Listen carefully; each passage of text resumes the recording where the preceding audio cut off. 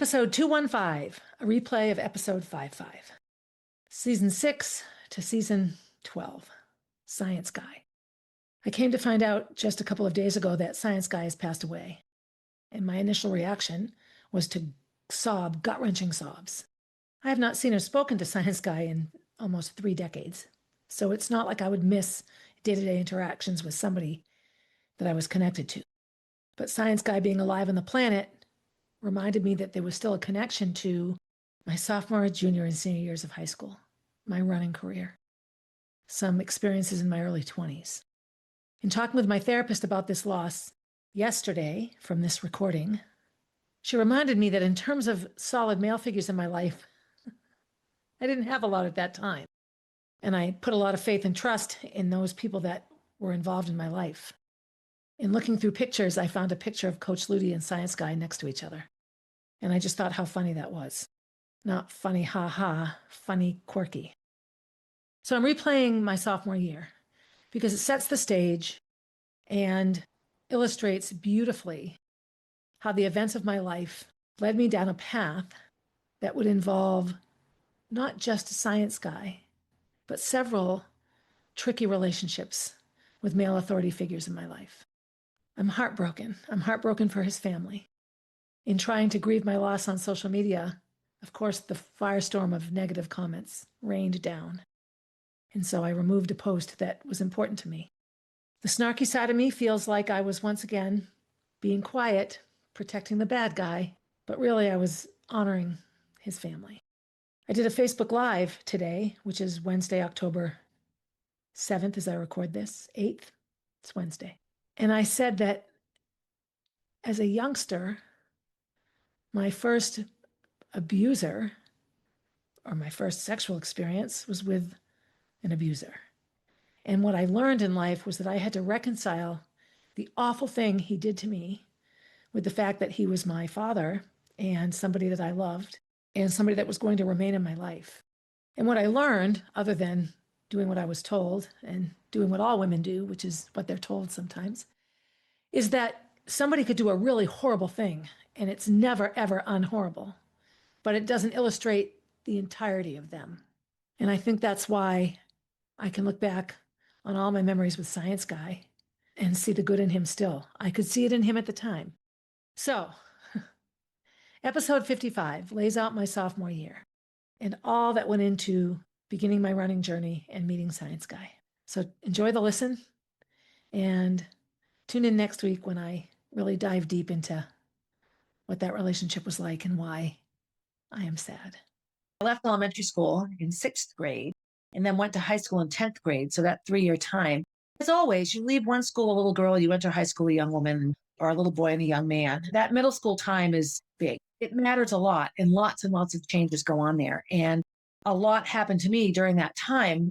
By the time I entered high school, I was certainly in a much different place than I had been even 1 year prior. So 9th grade had been at Runlet, and I had had a lot of involvement in gymnastics, and that really saved me. It was my first high school year of credits and all of that. And so the summer after 9th grade is where I'll start this. I leave Runlet, and now it's summer, and it's 1978 now. And I went to gymnastics camp again. So this was my second summer at gymnastics camp. And the camp existed in Pembroke at this place called the Conference Center. It's torn down now. But it was 2 big sort of dormitory-style buildings with big front porches and like a little gymnasium, auditorium room, a swimming pool. And the view is amazing. You go up Center Road, and it's a steep, steep uphill. I can't imagine running up it. And I've run up Mount Washington. It's a very steep hill. It was a blast. And the gymnastics camp was sponsored by the Concord Y. I've talked about that before as well. So my second summer there, I was a bit more of like a big woman on campus, so to speak. And I remember having some social issues that I didn't have the first year, really having some major growth. I had so many good friends at camp. And the lifeguard that year was a woman named Sally Goebel. Her brother, Quentin, is in my grade, and we graduated high school together and did theater together. I remember Quentin used to play the guitar sitting out in the rock. He worked in the kitchen, I think, and Sally was a lifeguard. She was a very, very big piece of my feeling okay with myself around all of my abuse and being honest about it and all of that. And then with the remarriage of my parents, in the middle of me dealing with all the abuse stuff was just, it was just tricky stuff. It was difficult and tricky. I didn't always really know how to handle it. And Sally would listen to me all the time. She would get up and swim laps in the morning too. I can remember going out on the front porch before breakfast, like to brush my hair or something. So one thing I remember, and I can't imagine this happening now and it being okay, but we were having our group picture taken and we're on the front steps and the photographer kept going like this with his arm. So if you can't see me, I'm like waving my arm above my head like I'm waving at someone. And weren't paying attention and all the counselors were up above and they had big buckets of water and they dumped buckets of water on the entire camp. And it was kind of funny, like everyone got a kick out of that. But I remember it was my second summer there, and I don't remember why people thought this would be a funny joke, but somebody got me to go out on a balcony and they had a big bucket of like sludge. It was like food remnants and peanut butter. It was really, really awful. And I have a vague memory of Annie Lederer being involved in it as well. We just got it dumped on us. And I was like mortified. Like I cried and cried and cried. And I don't remember why the counselors chose us. I don't know if we had been rude or done something. I don't remember. But I remember just being stunned, like just stunned. Like I didn't know what to do or how to wrap my head around what had happened. And I do remember there was some fallout from the camp director. But I look back on those kinds of things and how part of the job of a counselor at a camp was to like harass and bully the students. And I remember doing a camp at Greenacre when I was married to Eric, and I had some staff members that I had finally gotten everyone to bed, and they went upstairs and scared the kids. They went running up and, made believe they were ghosts. All the campers woke up. And I just looked at these two staffers like, are you kidding me? What are you thinking? I'm never going to get to sleep now. I was so upset. And it was just a mindset. It was how to shift the mindset from the job of the big kids is to bully and the job of the little kids is to be bullied until they're the big kids. And that brings me back to an early Molly story where we had some neighborhood, all the neighborhood kids. And there was a couple of families where the older siblings were really mean to the younger siblings. And I remember visiting Grimmy Babe and Papa Gordy once, and their little cousin showed up and Molly was like, ooh, let's scare him. And I remember when he left asking Molly, why would you say such a thing? And she just said, well, the youngest one gets picked on. I'm finally not the youngest. And I remember having a long conversation with little 2.5, 3-year-old Molly. Just such a mind shift. And I think sometimes it's just human nature to make the younger ones or the newer ones earn their keep and pay their dues, and troubling sometimes. But that memory just came up for me, that gymnastics camp memory, just being covered with gunk and taking a shower and crying. I remember climbed into bed, I didn't get out of bed, and it was awful. And there was all these campers that thought it was so funny. It was like on the fire escape at the end of the building. Another big gymnastics camp memory I have, this was a Jen Peterson one. We were sharing a room and I was on the top bunk and we're chatting away and I hear this weird noise. So I say, Jen, will you turn the light on? So she turns on the light and there are pipes on the ceiling, heating pipes and sprinkler pipes. And there's a bat hanging upside down, like right over my face. How I didn't see that bat when I get into bed is beyond me because it was right there. I jumped out of bed, that startled the bat. The bat's flying around. I'm running down the hallway. The bat's behind me. Those were some fun times. I'm only afraid of bats now if there's somebody else around that can get it for me. If I'm alone in the house and there's a bat, not a problem. I get a towel, but if Kenny's somehow like, bat, doesn't make a lot of sense. But anyway, I digress. So that summer of gymnastics camp, goop being dropped in my head, bats, talking to the lifeguard, and really realizing and knowing in my heart, a gymnast I am not. I was able to increase my mobility quite a bit. I could actually do a split after like months and months. I remember getting sick and missing like 10 days of gymnastics. And it took me another 3 months to get my split back. That's how much mobility was an issue for me. It has remained that way. But I used gymnastics. Gymnastics was a lifesaver for me. It was when I was in the hospital in 8th grade that my mother said, she was afraid, I just stopped eating. I was so emotionally distraught at that age. And she thought I might, try to hurt myself or end my life. And so she got me gymnastics camp, and it was 2 weeks, which turned into a whole summer. It gave me an unbelievable social life. So the summer after 9th grade, I went back to gymnastics camp and I had my 6 weeks there, and that was a blast. And then I came home, and it's Concord High School. It's a whole new beast. As I mentioned in the last episode, I had tried out for soccer. I was soccer cheerleading, so I had to buy saddle shoes because we wore saddle shoes. And I remember going to the first couple of practices, and it was a nice group of girls. It was a fun group of girls. It was a group of girls that enjoyed cheering. We had an awful lot of fun. That started. So the first day of school in 10th grade will stand out to me for a long time. Not just because it was the first day of actual high school for me, but because so many significant things happened that I wouldn't really realize until later. So number one is, my hair didn't come out right. And I went around the corner to Ellie's house. Ellie Dore was the neighborhood hairstylist. She had a salon in her home. And so I tried to fix my hair. It wouldn't fix. She tried to fix it. Sometimes my hair was too curly for the styles that were popular then. Feathered hair was popular.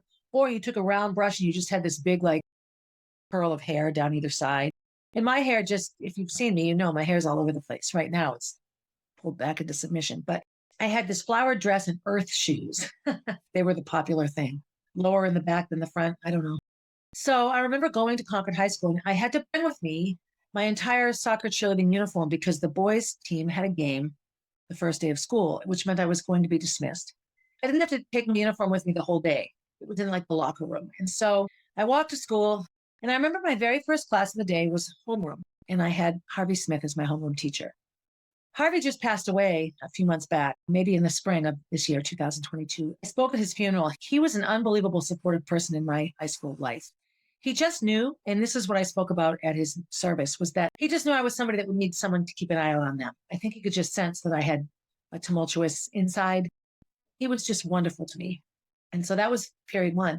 And I remember, homeroom was first, and his classroom was right across from the main office. The wall was glass. It looked into the hallway, which I don't know why they did that. Maybe just to put light into the hall from the classroom. I don't know. There were a couple of rooms that had glass walls on that main floor, which is now Main Street. It's called Main Street in the high school. It's a big open hallway on the first floor of the high school. It was a hallway with classrooms on either side when I was growing up. And I remember sitting there and he was the tennis coach. And so I had heard of him and read about him in the paper. I was excited that he was my homeroom teacher. And I, of course, couldn't stop talking. You have back then the homerooms were alphabetical. And so you always had the same people in your homeroom. And you met 2 or 3 times a quarter back then. By the end of the school year, you'd had homeroom 12 or 13 times.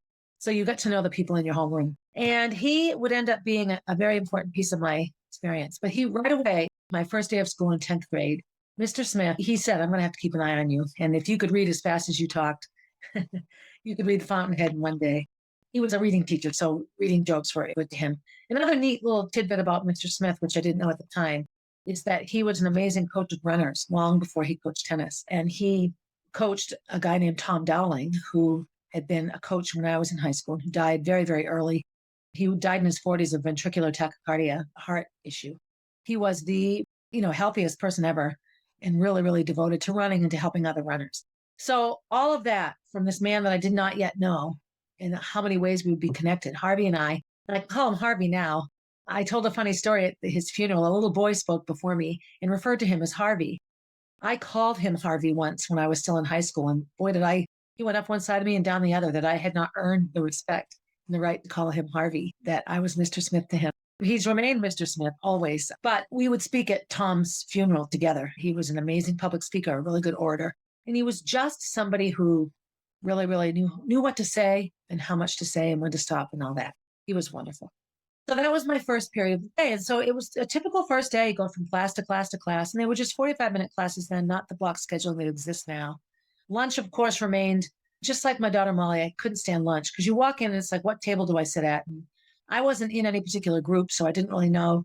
I'd look here and I'd look there and I wouldn't really know where to sit. I'd go get my lunch if I got hot lunch and I'd come out and just sort of stand there like a deer in the headlights until I found a place to sit. I didn't like that part of it at all. It wasn't until later that when I was running track that I felt comfortable in the cafeteria. My school year began and all my new classes and soccer cheerleading. So first day of school, Mr. Smith in the morning, I go along through all my classes, 45-minute classes, blah, blah, blah. And then I had the last period of the day. So as I mentioned, I had to get dismissed early because we had a soccer game. And the bus was leaving, I think, at like 2:15. And the school day didn't end until 2:45. We had to change into our uniforms before period 7. That was what we were told to do because there wouldn't be time after school. We rode the bus with the soccer team. You can't change on the bus because there's boys there. And so I had to go down after period 6 into the locker room, which was off the cafeteria, and change into my soccer cheering uniform. So it was a big, thick white sweater with a C, turtleneck underneath, little maroon skirt, special cheering pants, white bobby socks, and saddle shoes. That's how old I am. That was what I was wearing. And then I had my big shakers, my big pom-poms. Then I had to go to bio. And this is where Science Guy comes in. So I've talked about Science Guy, I believe, in the very end of season 5, and about how I helped the superintendent get rid of a bunch of teachers. This is where I met Science Guy. And when I showed my mother my schedule, she got very, very upset that I had this person and wanted me to switch my schedule. And of course, the minute my mother didn't want me to do something, that was all I wanted to do, right? I had this curiosity now about why she didn't like this person. And so I remember walking into the science classroom and I'm carrying all my books and I've got these 2 shakers and my bag of clothes. And I was and oh my God, so skinny. And I had not started running yet. So I wasn't super muscular. I always had a muscular build and I did gymnastics. And so, there was some muscle buildup there, but I was just so skinny. I'm late because I had changed and the bell had already rung. And I stand in the doorway and I walk in and everyone's looking at me because the doorway is at the front of the classroom. And there's no place to sit that I can see right away. But I'm just standing there. And what I noticed right away is an upperclassman whose name escapes me right now, but was very, very popular and very good looking. And he's in the class. He must have been taking bio again. I'm mortified now. Like, oh no, this is so embarrassing. Like, I don't want, ugh. And I just stood there. And so science guy looks over to me and says, those are the skinniest legs I've ever seen. And I just was mortified, like utterly humiliated because I didn't want to be skinny. I looked like I was 12 and it was horrifying. Then he saw that I was sort of horrified and he apologized. So no, you should be a runner. And so that was the very first time anyone had ever suggested I'd be a runner. Of course, he didn't know that I was medically excused from PE still and that I had asthma. So I sat down there, ended up being a seat right in the front of the class. And so began my sophomore year. And the fall was all wrapped up in cheering. And I loved it. We were very involved in the pep rallies and homecoming and the activities around homecoming, hall decorating. There were so many things to be involved in. And that part made me feel popular. It made me feel like I was a piece of what kept school spirit going. Like, Rydell High from Greece, like Pinky or something. I really enjoyed high school. I was really having a good time. My first sort of disastrous event happened toward the end of soccer season. I think it was the last game, actually. It was a game at Pembroke Academy. And a bunch of us decided we wanted to drink before the soccer game. So let me be clear. At this time, the drinking age was still 18 in New Hampshire, which meant half of the senior class in Concord High and a handful of juniors that had stayed back were old enough to purchase alcohol legally. And so getting alcohol was not difficult at all because everyone had an older sibling that was 18 that would buy the alcohol. There were dances almost every weekend at the high school, and typically there were live bands. Whatever club was hosting the dance would book a band, the band would play, the band would take breaks. We were allowed to leave the gym and go outside. People got in their cars and drove away. And typically what happened during the breaks is everybody would go drink, and then we'd come back, go back into the dance. I look back on this now, and I'm amazed that they would let us leave, but they did. And I just think it was just, the pendulum swinging. It used to be really, really strict and rigid, and then suddenly anything was okay. And then now it's closed up again. I think the pendulum goes back and forth on any issue. And when I was in high school, it was an open campus, so open. You could come and go as you pleased. You just had to be in your classes. That was it. You didn't have to check in. You had your attendance taken in your classes. I used to walk home for lunch because I had a study hall. If you had your grades up high enough, you didn't have to stay for the study hall. And so I would go home and eat lunch sometimes. So we decided we would get drunk. And so we all met in the locker room. I don't remember the details as to how we left school early. So I think we all just cut our last class, quite honestly. And we went to this girl's house. I can picture her, Jackson. I think it was Sandy Jackson, Sandra. Sorry, Sandra, I'm outing you all these years later. We went to her house. We just passed around a bottle of vodka. We each take a shot, pass it around, and then we drink soda or whatever, typical high school drinking, just drink to get drunk. So of course, we're not being smart about the amount of alcohol. So we were hammered. And then, of course, a bunch of drunk girls aren't going to keep quiet that they're drunk. So we go back to the high school and we walk up there, and chewing gum or eating peanut butter sandwiches or whatever we did. And we got on the bus and we went to the game. But it was pretty obvious that we were impaired. And our cheering coach showed up and was just like, what is going on here? We were just trying to maintain composure. I don't remember the details of the game, but I do know that we got in huge trouble. And so we rode the bus home, we got yelled at, and off we went. So all weekend long, this was a Friday night, I'm just in a panic about what may or may not happen. And sure enough, Monday I come to school and I'm in my class and I, over the loudspeaker, Barbara Higgins, please report to the athletic director's office. So the athletic director at the time was Bill Hobbrick Sr., Mr. Hobbrick, and he had been my dad's basketball coach, small town stuff. So we're sitting there, and of course we all get brought in one by one. We have to be honest. So I wouldn't out anyone else. I just said, yes, I admitted to drinking. And so then I got really panicked, like unbelievably panicked. And I started to have an asthma attack. My asthma was still very uncontrolled at that time. There were no preventative medicines. So I got scared. And I'm like, I need to go home. Somebody needs to bring me home. So Bill Hobbrick, Mr. Hobbrick, Jane's dad, senior, drove me home. And so I get home, and of all the days for my dad to be having a business meeting in our kitchen, go in thinking it will just be my mother or nobody. And there's like all these people. So I'm like, I burst into tears and I go running up to my room. And Mr. Hobbrick had walked in the door. Once he realized whose child it was, Norm Higgins' daughter. Oh my God. And so it was a big joke, kind of funny. And, I was suspended and I didn't want to be suspended. I was petrified. Mr. Hobbrick said, no, just the rest of today. She'd come back tomorrow. But of course, that meant I didn't earn my varsity letter for cheering. And I didn't, I had some detentions and some punishments. And, it was a horrible thing to do. I look back on it. It's like, and we signed sports agreements then. You weren't supposed to drink during the season. I think athletes still sign those now. And for us, if you got caught, you just were kicked off. Now I think you can earn your way back or miss a couple of games or meets or something. It's different. But that was an eye-opening experience for me. Not enough at the time, but when I look back on it, my nature for binge drinking at that time, I'm not a binge drinker anymore at all. That was really how I drank as a youngster. I just liked the feeling of being drunk and I didn't ever want to stop. I would drink and drink and drink. So that was the fall of my sophomore year. And I remember going to the awards night and all these athletes and wondering what it was like to be able to be athletic. And, because I was nowhere near thinking about running. So not surprisingly, science guy got a big kick out of the fact that I'd gotten kicked off of soccer cheering for drinking. And I remember sitting in class and he's like, all right, everybody, who am I? And he tilts his head to the side and makes believe he's drinking. And I'm just like, oh. So by now I had gotten used to his deprecating sense of humor, but it was intense. And so as fall went into winter, let me also say that I was doing gymnastics at this time. And my best friend at the time, Sally Zach, was living with us. Her family was from the North Country and had not yet moved to Concord. And she wanted to be able to access full-time gymnastics. And she went to Bishop Brady High School. And so she was living with us. She lived with us for almost a full school year. My mother had a melanoma on her breast at the time. It was a really stressful year, so stressful that it was going to ruin our friendship. We stayed living together. And so we found another place for Sally to live at the time, which made me really sad because I loved having her home. It was also a difficult thing to balance. We had our own separate social lives, but we were best friends as well. And how do you put that together? So we were doing gymnastics, and two of the counselors from the gymnastics camp, Jim Burke and Ken Newton, opened a gym in Concord at the time up on Route 106 called Jiminy Crickets. It's in the building that Salvation Army's in now. Our leotards were light blue with dark blue V-neck and then a little cricket embroidered, like sewed on a little patch.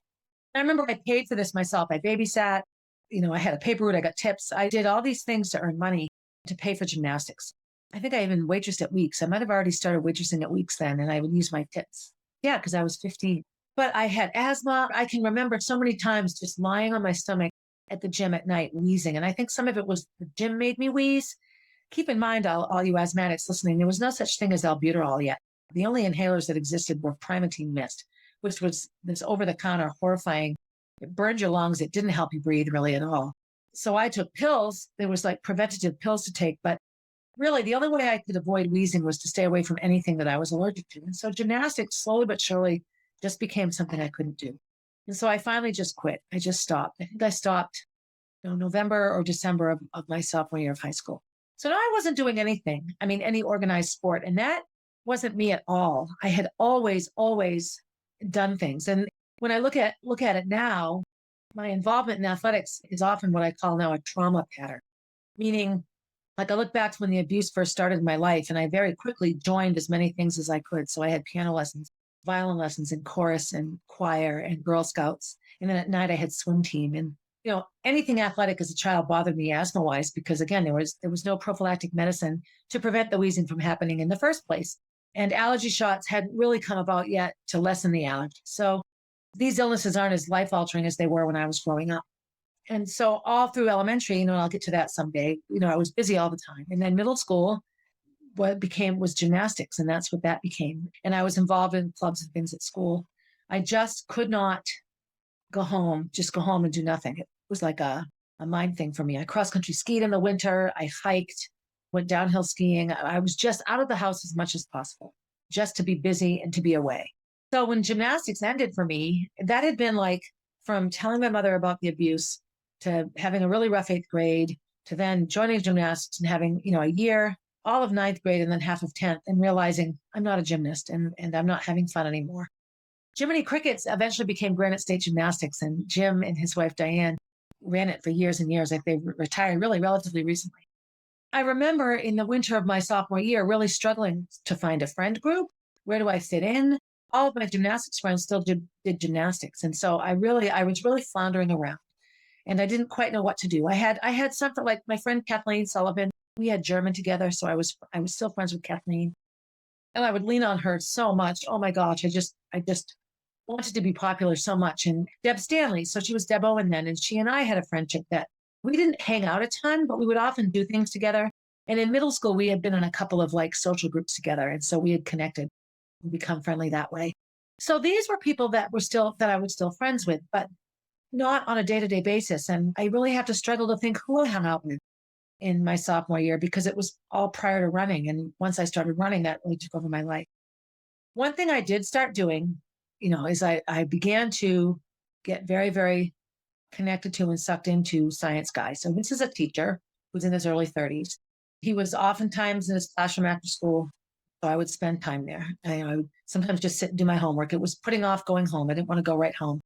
Oftentimes when I went home, I would have to watch my younger brother and sister. And as much as I loved them, I didn't want to watch my younger brother and sister. My mother worked evenings and my father was pretty invisible. He would disappear into his basement office. And, I'm supposed to be in charge of everybody. So I found that to be not pleasant.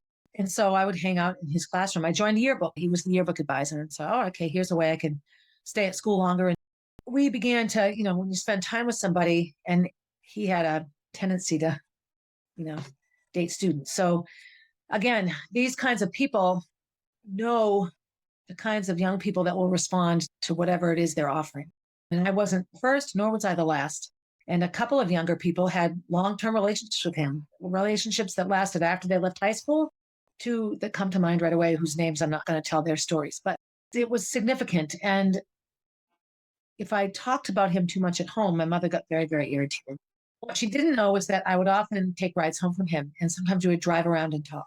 And he had an apartment that he stayed in sometimes that was just right behind where I lived. So, I lived right near Wetts Park in that neighborhood, and like 2 streets behind my house was a little side street, and he had an apartment there, which I didn't know at the time. And I'm like, oh my gosh, I could sneak out of my house at night, or I could say I'm going someplace and not be really going there. Started to spend a significant amount of time with him. This is significant because one of the biggest things now that I'm often spoken to about when I'm coaching in a public school or even just friends who look out for me is that I get very close to people very quickly. People are always like, boundaries, boundaries, boundaries. I have never in 100 million years crossed a boundary romantically or sexually, ever. That makes me ill, that adults would hurt students. It makes my neck hairs crawl. But I do jump into families and get close and try to help and be a mentor to kids and all this. And I see that this behavior with me, started on the other side of the coin where somebody was crossing into my area and I didn't know how to set boundaries and keep people away. It's been an issue for me my whole entire life. The sad part about this, quite honestly, is that sometimes it's an athletic coach or a teacher who a student will reach out to if there's a situation at home, an abusive situation or whatever. Or sometimes young people's biggest mentors are their teachers and their coaches. And they don't get that way from staying behind a desk and being all businesslike all the time. Sometimes those relationships are close. And the sad part about people like Science Guy is that their abuse of this closeness ruins it for all those teachers and coaches and musical directors and conductors and instructors and all of those people that really love kids and love when a student comes and hangs out in their classroom 2 or 3 times a week after school. A lot of that stuff you can't do now. When I was coaching cross country in Bow, I got spoken to for driving kids in the car. Well, if I have a girl that twists her ankle on the side of the road, I'm certainly not going to leave her there. I'll put her in my car and bring her back to school. I would go out and check on them on their runs. I had a girl throw up. She had heat stroke. And I would always run right back into the athletic director's office and say, I had so-and-so in my car alone. She sprained her ankle. She's at the trainers. I had so-and-so in my car alone. She threw up. She has a fever. Her mom's on the way. And I got spoken to about this. So, I felt that put me in a really awkward position. How do you not bring a student back when they're unsafe? Am I supposed to call their mother and wait 45 minutes while the rest of the team is now coachless? So anyway, I digress a bit, but this kind of behavior where you have teachers, and I don't mean to be gender specific, but it's really predominantly male teachers to female students. And any adult that takes advantage of a child is out of line. So I was 15 and Science Guy was 33. So legally, I don't even know what the laws were in 1979 when this was all happening, 78, 79. But I imagine he could have gotten in trouble just regardless. So the other piece is that he had a reputation of being this way. This wasn't unknown to people. And I had other people that said, now be careful. If a teacher had that reputation now, they wouldn't exist in the school. Or so you'd think. Pay attention to the Concord School District and the Howie Leung situation a few years ago. That's in post-Molly reality time. That's how recent all of that was. here was a teacher that a lot of people had concerns about, and nobody said anything.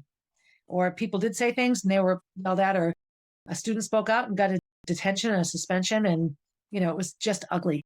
So here this is 1979, and I have a number of adults who tell me to be careful. I remember getting called into my guidance counselor's office because she had heard that I was spending a lot of time there. And she did the same thing. She warned me.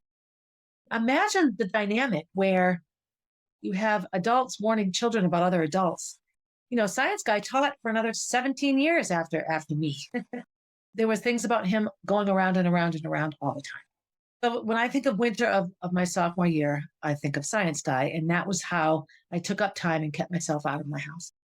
I also hung out with Kathleen quite a bit. Consumption of alcohol became a bigger part of my reality, which we all did, as I said before. I didn't drink all the time, but on the weekends, it was always fun if we could find someone to buy us beer and could, drive around and drink it. I have some of those stories that will come a bit later, but I went to parties. My older brother, Rick, had just graduated and had moved away for a while and then was back home. So a lot of his friends were seniors, some of the friends, that were still in high school. And so there were parties and it was going to parties. And I lived in a neighborhood right near White's Park where Tony Andrews had tons of parties. It was just like party central Jack Frazier.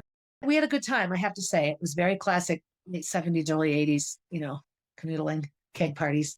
Beer was the alcohol of choice. So it was at this time that in order to spend time with Science Guy, I would oftentimes go to track meets. He was the indoor track coach. And so I remember riding the bus once and, there was like only 8 girls on the track team. And they're like, what are you doing? And I just said, I'm interested in track. I thought I'd come watch a track meet. Now, UNH, All Sweet Oval, had a dirt infield at the time. So you get, 250 high school kids in there. And it was just like a dust bowl. You couldn't see the other side. It ultimately was why I never ran indoor track, because there was no way as an asthmatic I could have, even with all the medicines that I now had, I couldn't have survived that. So I went and watched and I thought, well, maybe I'll be a high jumper because that's what Maureen Ferns did. And I had fun watching it. And I just remember all the subtleties, the hand on a shoulder for a long period of time. As a very struggling, socially skinny, feeling ugly all the time, 10th grader, all of this was unbelievably flattering to me. And it made me feel like I mattered and that I had value. He made me feel that way. And, this is where sexual abuse and sexual assault gets tricky. The 15-year-old 10th grader, it really was out of my realm to be put in this position. As a 33-year-old teacher, it was completely wrong for him to act this way toward me. Even if I stood in front of him and jumped up and down and begged him and, acted inappropriately, which I did not, he would still have the legal obligation to back away. It's not right. A, he's a teacher, and B, he's an adult. And I was legally not an adult, not even close. This is how the winter went along. And I started really inventing different reasons to leave my house. So winter starts to turn into spring, and Science Guy has an idea that I should go out for spring track. Now, keep in mind, I'm very asthmatic, and running spring track is nowhere in my radar. But there are lots of events in track. Now, I'm skinny, but I thought, I could sprint. You don't have to run too far, and then you're done running, and I can go weeds in peace. There are throwing events in long jump and triple jump and high jump. So there were things I could do that maybe wouldn't have triggered my asthma so much. But I went out for track because he was the assistant coach, and I knew that I would get to see him every day. And it would be a much more logical, acceptable way to see one another. We had started having little pet names for one another, like little code names, so that if he said that code name, I knew that it meant that he loved me or whatever, which is awkward and odd. He convinced me to do spring track. And he said, with those skinny legs, you'll be the best runner ever. And I had no inkling that I would even like it or that I would be good at it. I did it. I signed up. I went to the sign-up meeting and got all the paperwork. And I remember my mom and dad were just like, no, you can't. Don't do it. Around this time, a new medicine came out. It was called cromolyn sodium, and it was a little white capsule with powder in it. And you put it in this little plastic thing called a spinhaler. And you twisted it, and 2 little holes were poked into the capsule. And then you breathed the powder down into your lungs. And so a lot of times it would just stick in the back of your throat. And I started using that. I'd do it in the morning and at night. And it wouldn't stop you from wheezing, but it was supposed to prevent it from happening. At about the same time, Ventolin inhalers came out. And that's the brand name for albuterol. Everyone knows what albuterol is now. The number of people who have albuterol inhalers, I was the only one with an inhaler out of everyone I knew. No other asthmatics in my life. And now when I remember coaching track and half my team had inhalers. So this was life-changing for me because every morning I would do the albuterol. which would open my lungs up, and then I would take that spin inhaler thing. So I got ready for spring track. The track started March 19th. It was a Monday, 1979. On March 17th, I went to a St. Patrick's Day party at Sarah Eberhardt's house. Her parents didn't know she was having it. I'll never forget. I was wearing blue flats and I ran all the way home because I didn't have a ride home and it was dark out and I was afraid. So I sprinted. And I remember when I got home, I didn't wheeze, which was amazing. One of the side effects of my asthma, if I was wheezing in my sleep, I would dream. And I was a waitress at Weeks at the time. My dream would be that I was running around trying to serve people and I couldn't keep up with the order. And I'd wake up and I'd be having an asthma attack. The month of March, 1979, Easter was during that month, I remember. And I remember I had Easter dinner at my Grammy Higgins's. And then I said, I'll walk home. And I walked by the apartment that he was staying in and I visited for a while. He had kissed me. I don't know that we had done too much otherwise, but I mean, you're lying on a couch kissing somebody. That's pretty significant when you're 15 and they're more than twice your age. I didn't know what I was feeling. And my only experience with anything sexual was abusive. And so I didn't feel like this was abusive, even though in the big picture, it is.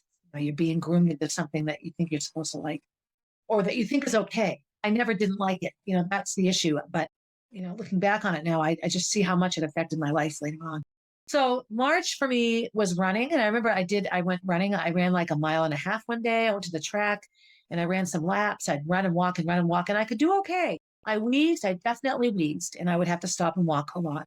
But I wanted to just do it. So I remember the very first day of track, I handed in my forms, my paperwork. And I remember Coach Liddy was the head coach and he was collecting everything. And he goes, "Who are you?" And I said, "I'm Barbara Higgins." And he goes, "Well, what can you tell me about yourself?" And I said, "I'm going to be a star." And I didn't know I was going to be a star, but I just, that's what I said. And so that was the first day of spring track. And so I tried every event. I tried shot put. I think I threw it 13 feet. A good shot putter could throw it like 38 feet. I tried javelin. I couldn't even make the thing. No. Discus, I couldn't make that work either. My hands weren't big enough and I just didn't understand. I tried hurdles. Now I did well at hurdles. I went to the hurdles clinic and I remember a science guy said to me after practice that Coach Liddy had said, "Boy, she's a natural." But when I was in high school, there was one hurdles race.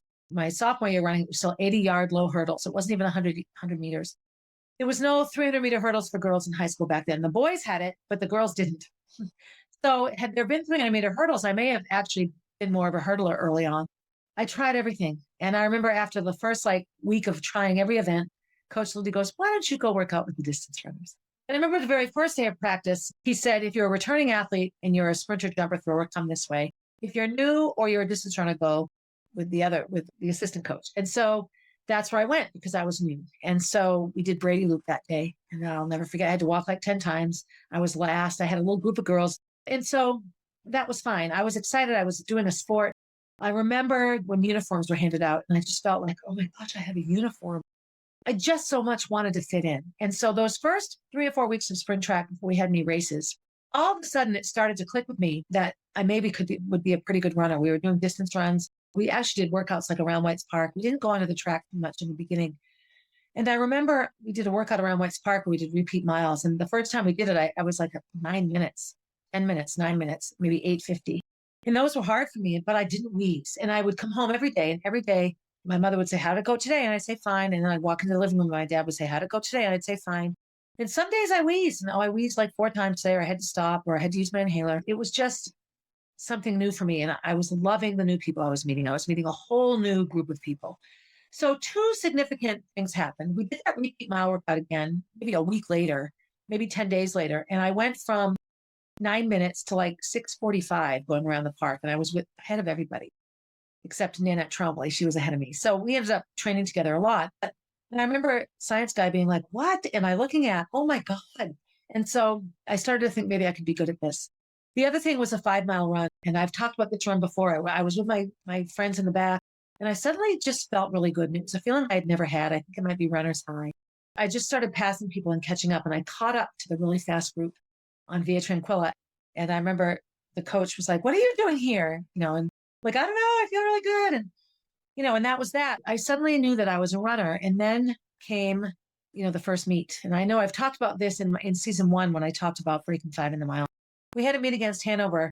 We had like an inter-squad meet and I ran just over 6 minutes for the mile. And then in that meet, I ran 5:49. So it took like 20 seconds off my time. And Coach Louis was just beside himself. And, so every meet, every race, I got faster and faster.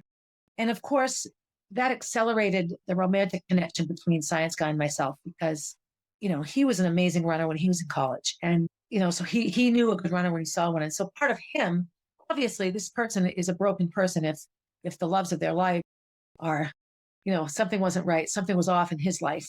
He desperately wanted to prove that he was, worthy in all of this. I look back at that now and I see it. I remember words, things that he said. He was like a 408 miler. I mean, he was a good runner. And so he was just so excited. Like, I knew it. And so I just got better and better and better. And at the end of that year, I ended up placing fourth in Class L's, fifth in state, sixth in New England. So I was like top six in every championship race I ran. And 12 weeks prior, I had not run a step. And 12 weeks prior to that, I was still an untreated asthmatic. So it was an incredible, talk about a change from January 1st, 1979 to June when I was, June 14th or whatever, when it was New England's. Another significant event that spring that ties together is I went to Germany with the German club. And so Steve McManus and me and Kathleen Sullivan, Mary Jo Russo, Meryl Garrett, we had so much fun. The whole group of us went. Of course, there's tons of drinking in Germany. And so I had a blast. It was like a Bavarian spring. We went to Austria as well. I went to the Shadow Music House. And so I saw so many things. It was a quick week, but I really missed Science Guy while I was gone and I was keeping a journal. And Kathleen saw it. She's like, what am I looking at here? And I just had to try to, because I didn't really want anyone to know. At the same time, I wanted to tell everybody because, everyone's talking about their boyfriends and girlfriends. And I'm just sort of sitting there because I have no boyfriend. I have no girlfriend. I'm the skinny girl. Now, as the spring goes along, I suddenly had a cafeteria table to sit at because all the track people, with every race I ran and every race I won many of these dual meets and I'm scoring points and I'm earning a varsity letter. And this was huge for me, just huge. If you all think back to high school and how much you want to matter and succeed. And in the meantime, what brought me there is a very unhealthy criminal level relationship. Talk about my life pattern of everything good has bad tied in with it and everything bad has good tied in with it. Had I not had that relationship, I would never have considered going off the track at all. It just isn't something I would have tried. I didn't have an interest in running necessarily, and I had asthma. So I would never have considered spring track.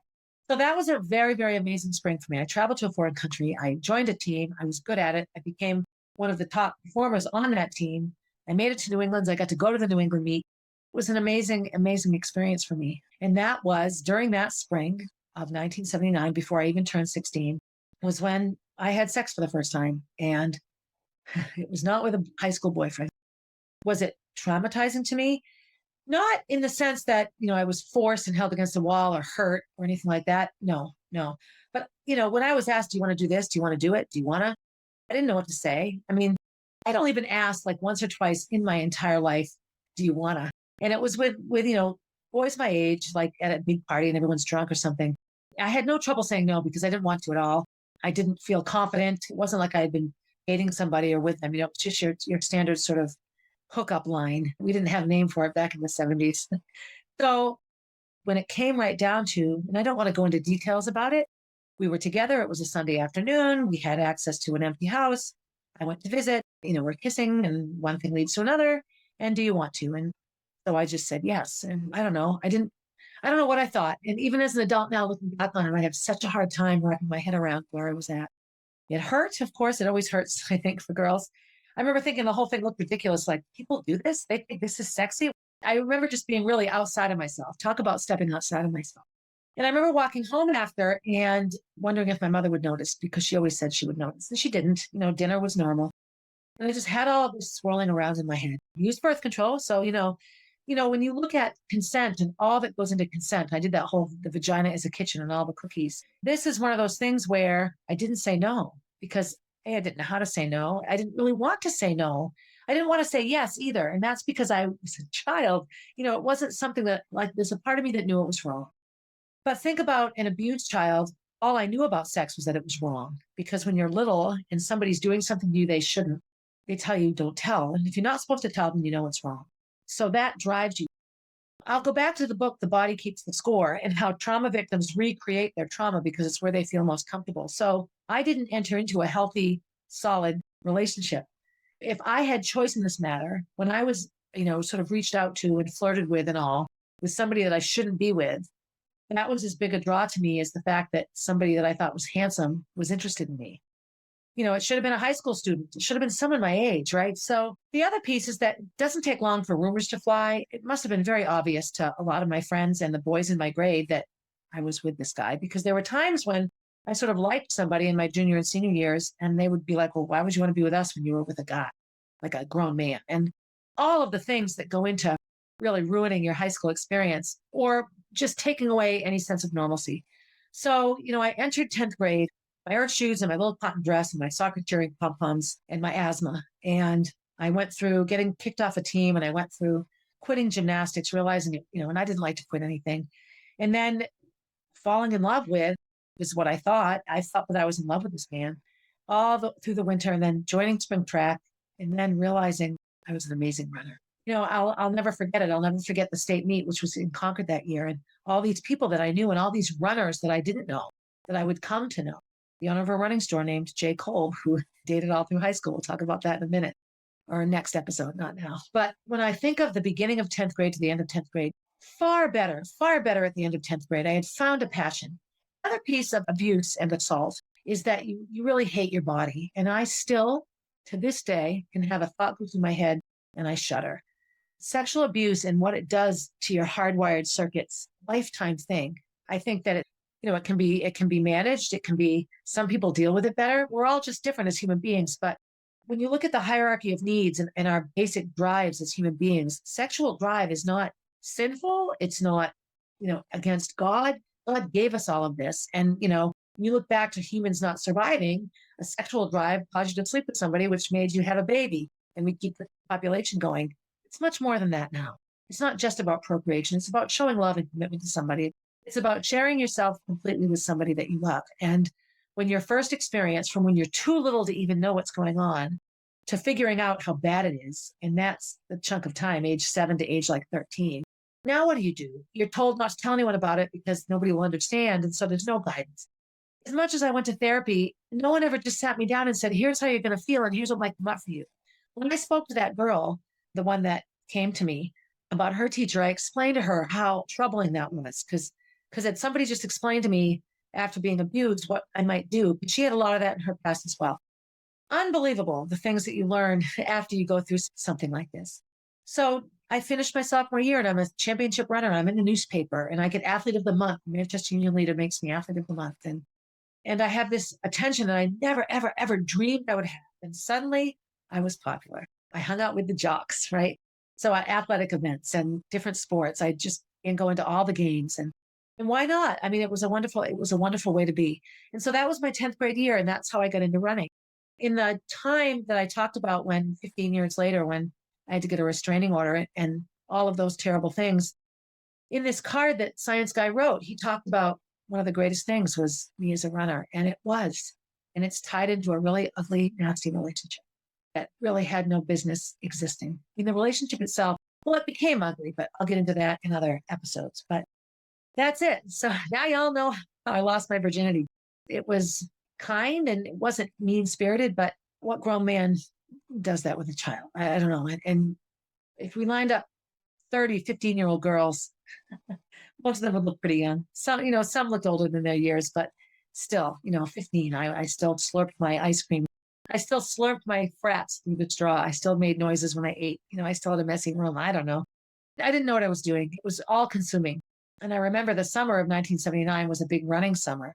I ran in a running club and I met all of these adults. I hung around a lot with adults, which was a blessing and a curse then as well, because it gave me a chance to be with Science Guy, again, in the running community. But it was awkward and odd. And where were my friends? None of my friends joined a running club. I ran road races all summer.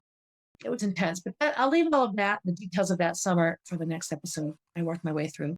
So my key things here, what I really was getting at is the piece of the body keeps the score, where we try to recreate our trauma because it's where we feel most comfortable.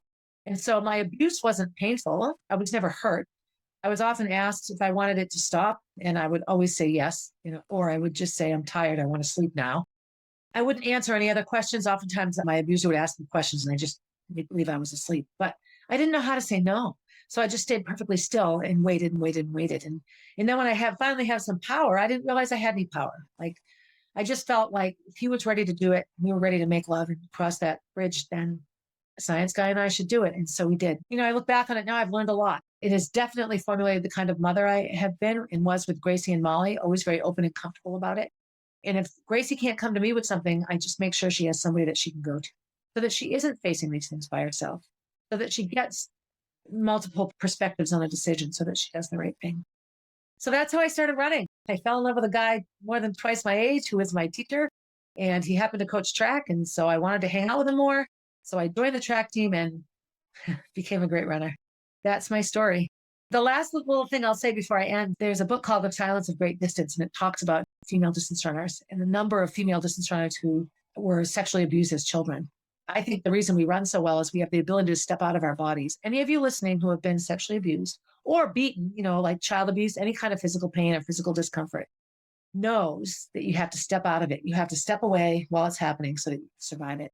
And the other piece is you hate your bodies. And I will say, as much as I still didn't like my body in high school, teeny little boobs, no butt, standing on the starting line of a race in a track uniform, I felt beautiful because I was the fastest runner on the line. And it was the first time that I really felt okay about my soul house living in my body. And I've talked about how lucky I am to be able to feel that way. So that's it. Let's do a better job of vetting our teachers and protecting our students and listening to people when they talk. As always, thank you for listening. I appreciate it. Make sure to do something really good for yourself before you do something really good for someone else. And as always, have a good day, everybody.